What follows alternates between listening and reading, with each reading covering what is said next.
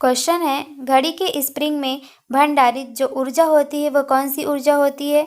वह होती है स्थितिज ऊर्जा। स्थितिज ऊर्जा में क्या होता है, इसके जैसे कि फॉर्मूला होती है mgh। ये किस पर डिपेंड करता है? ये हाइट पर डिपेंड करता है। जितनी ज़्यादा हाइट और मास होगी, स्थितिज ऊर्जा क्या होगी? उतनी ही अधिक होगी। नेक्स्ट है, एक आदर्श वोल्ट मीटर का प्रतिरोध कितना होता है?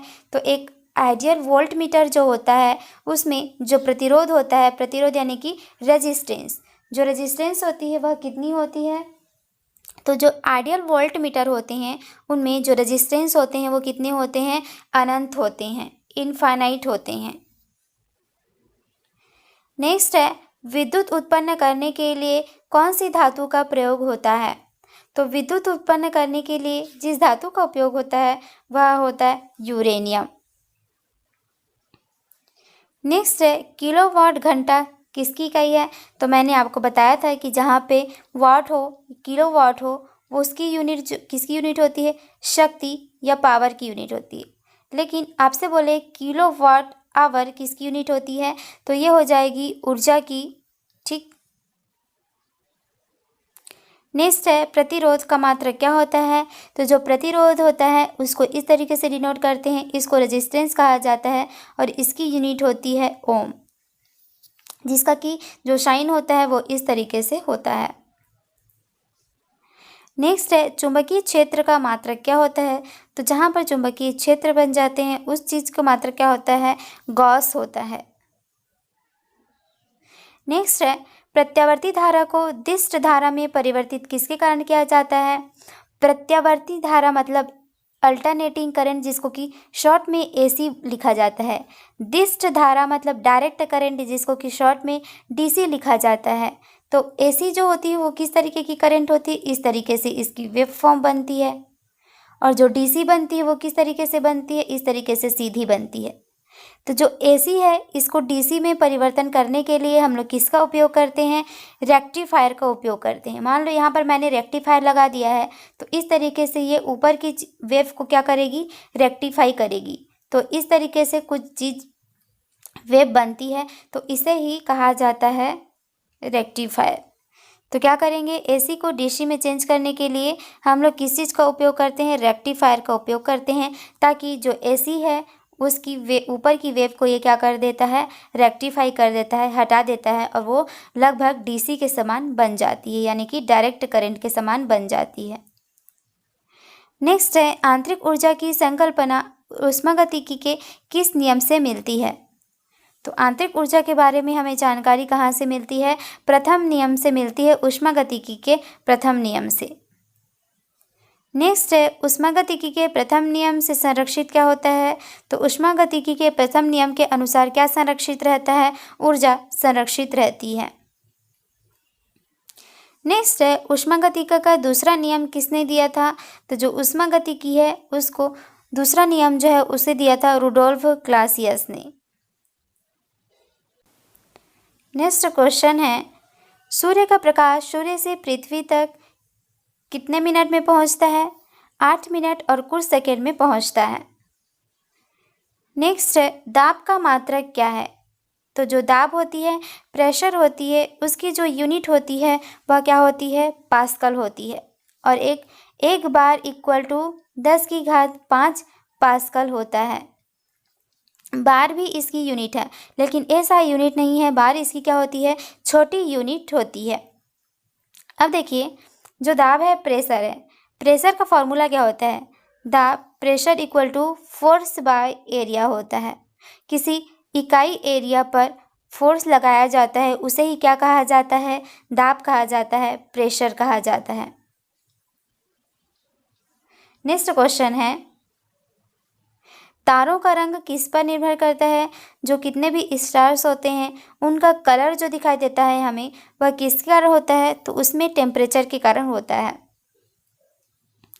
नेक्स्ट है, न्यूनतम पारगम्य शक्ति किस किरण की होती है? तो न्यूनतम पारगम्य मतलब कम पार करने की जो पावर होती है वह किसकी होती है? अल्फा किरण की होती है।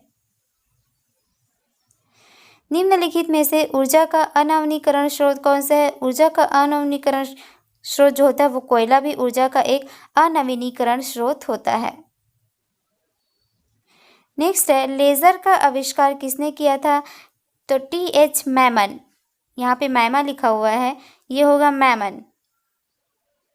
जो लेज़र है उसका आविष्कार किया था टी.एच. मैमन ने।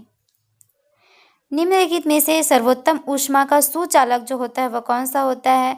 तो ऊष्मा का सर्वोत्तम सुचालक होता है पारद, जिसको कि मरकरी बोला जाता है। इसको हम Hg से डिनोट करते हैं और इसकी एटॉमिक जो नंबर होती है वह कितनी होती है? 80 होती है। और पारा क्या होता है? एक ऐसा धातु है जो कि कमरे के तापमान पर द्रव अवस्था में पाया जाता है, बाकी कोई भी धातु जो है वो द्रव अवस्था में नहीं पाया जाता है। नेक्स्ट क्वेश्चन है, पिक्नोमीटर नामक उपकरण का प्रयोग, तो इसका उपयोग किसके लिए किया जाता है? जो घनत्व होते हैं उसको मापने के लिए पिक्नोमीटर का उपयोग किया जाता है। घनत्व या डेंसिटी क्या होती है? जो डेंसिटी होती, जैसे मान लो एग्जांपल के लिए हम लेते हैं हनी। हनी क्या होती है? गाढ़ी होती है। तो उसमें कोई भी चीज़ अगर घनत्व ज़्यादा है तो उसमें हम अगर चम्मच चलाएं तो चम्मच चलाना हमें कठिनाई का महसूस होता है। तरल पदार्थ जो होता है उसमें हमें कोई भी कठिनाई नहीं होती चम्मच चलाने में, लेकिन उसका जैसे ही घनत्व बढ़ता जाता है तो हमें चम्मच चलाने में उतनी कठिनाई होती है। वही समझ लो क्या होता है? घनत्व होता है। और घनत्व को मापने के लिए हम लोग कौन से उपकरण का उपयोग करते हैं? पिक्नोमीटर का उपयोग करते हैं। नेक्स्ट है, द्रव में चुंबकत्व का कारण क्या होता है? जो द्रव होते हैं, लिक्विड होते हैं, उनमें थोड़ी बहुत चुंबकत्व की जो मात्रा होती है वो किसके कारण होती है? इलेक्ट्रॉनों की गति के कारण होती है। नेक्स्ट है, सूर्य की किरणें किस प्रक्रिया द्वारा पृथ्वी पर पहुंचती है? तो सबसे पहले हम जानते हैं कि सूर्य क्या होता है? एक स्टार है, एक तारा है, ये कोई प्लैनेट नहीं है, ठीक है। और सूर्य में कौन सी अभिक्रिया होती है? सूर्य में संलयन की अभिक्रिया होती है। संलयन क्या होता है? संलयन अभिक्रिया किसको बोला जाता है? जब हाइड्रोजन आपस में संलयित होकर हीलियम में परिवर्तित होने लगते हैं तो यही क्या होते हैं? संलयन की अभिक्रिया होती है। और इसी संलयन की अभिक्रिया के दौरान बहुत अधिक मात्रा में ऊर्जा उत्सर्जित होती है, इसीलिए सूर्य के पास बहुत अधिक एनर्जी होती है, बहुत ऊर्जा रहती है। और हमारी पृथ्वी पर ऊर्जा का सबसे बड़ा जो स्रोत है या फिर एकमात्र जो स्रोत है वह कौन सा है? सूर्य की एनर्जी ही है। क्योंकि सूर्य से एनर्जी से ही पेड़ पौधे क्या होते हैं? अपने लिए खाना बना लेते हैं और ऑक्सीजन जो है वो उत्पन्न करते हैं, और उसी ऑक्सीजन का उपयोग हम मनुष्य लोग करते हैं। तो इसीलिए सूर्य की किरण जो है बहुत अधिक आवश्यक है हमारे लिए। और इसी सूर्य की किरण को पृथ्वी पर पहुंचने के लिए कितना समय लग जाता है? लगभग 8 मिनट का समय लग जाता है। और ये सूर्य की किरणें हमारी पृथ्वी पर किस प्रक्रिया के कारण पहुँचते हैं? विकिरण की प्रक्रिया के दौरान पहुँचते हैं। 3 प्रकार की जो होती है प्रक्रिया होती है, चालन होता है, एक संवहन होता है और एक विकिरण होता है। तो जो विकिरण है उसी के द्वारा जो सूर्य है उसकी किरणें हमारी पृथ्वी पर पहुंच पाती है।